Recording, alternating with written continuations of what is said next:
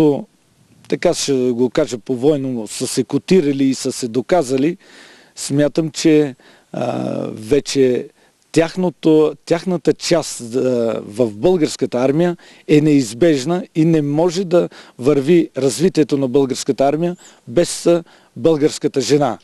От колко време си част от ученическия батальон? Значи, произхождайки от факта, че е специализиран ученически батальон Васил Левски, съществувал доста години, аз мога да кажа, че от началните класове, може би вече 6 години съм в батальона. Какво си научила в този батальон за това време? То не е малко. Значи, доста неща се научаваме и неща, които не само тук, нали,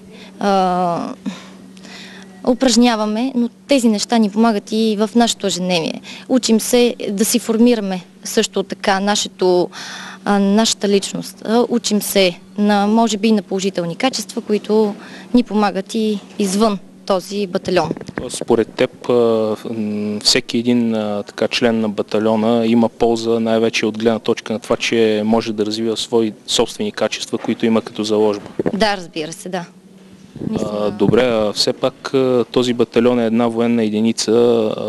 Предполагам, че по-голямата част от вас имат намерение да продължат своята реализация най-вече в армията. Така ли е всъщност? Да, така е. Доста момчета, дори и момичета вече се насочват да станат военни, да се занимават точно с това. И мисля, че тези години, които са прекарали тук в батальона, им е дало някакво отражение за напред. Най-вероятно е така, защото предполагам, че войник за един ден не се става. Да, войник за един ден не се става, иска се доста усилия, постоянност, дисциплина, която помага, наистина. Какво е съотношението горе-долу между момчета и момичета в рамките на ученическия батальон? Има баланс, наистина. Всички неща, всички упражнения не делим. Това е за момичета, това е за момчета. Всичко е едно. И отношенията ни са наистина чисто професионални вече. Да, следващия ми въпрос ще да бъде за отношенията. Разбирам, че са професионални, но от чисто човешка гледна точка как се получават нещата? Получават се нещата, тъй като ние изграждаме един колектив. Може колектив, който така учим се да бъдем приятелски настроени, така всичко заедно да вършим, да си помагаме взаимно и това ни помага. Така да бъдем всички заедно, момичета, момчета, да се събираме, да ходим на лагери. Един любопитен въпрос като за край, не мога да не го задам, тъй като разбрах, че си едно от най-красивите момичета в Стрелча, поради което си била коронясана и като кралица Роза. Въпреки това, очевидно имаш интерес към армията и въобще към силовите структури. Предполагам, че така според теб няма противоречие между едното и другото. Ти самата как намираш пресечната точка между тези работи? Мисля, че няма никакви противоречия. Това, че съм царица Роза вече за втора година, това може да ми дава само един стимул и да намеря баланс между армията, красотата и въобще като цяло вече да се формират нещата. Това, че си ориентирана към армията, така предполагам не е проблем така за момчетата да те охажва?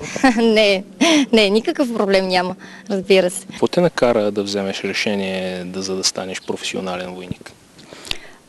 Още от малка съм се насочила към тази професия и общо взето харесва ми да служа за българската армия и професия войник общо като цяло. Според теб жените могат ли лесно да се интегрират в самата армия? Разбира се, могат, както и мъжете, жени, мъже в армията, всички са едно. Кажи няколко думи повече относно това какъв тип поделение ще започне твоята служба и какво очакваш като развитие за самата себе си? Значи майор Неделев ме насочи към инженерния полк и смятам да подкрепя неговото решение и смятам да съм в инженерния полк и смятам също или сега на есен, или следващата есен да кандидатствам в военното училище в Велико Търново.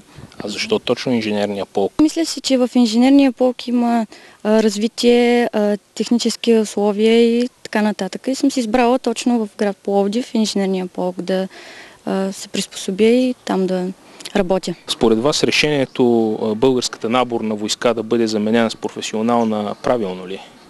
Ами според мен не много, защото така някои от децата не успяват да се научат на дисциплина, на ред и на много неща, които ги учиш армията.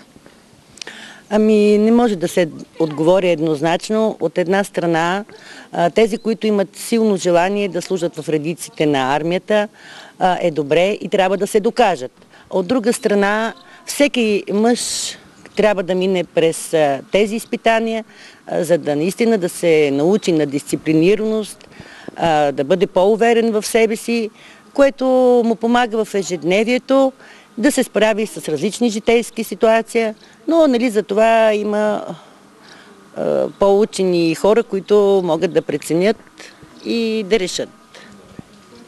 Моето мнение е, че армията не е задължение за всеки.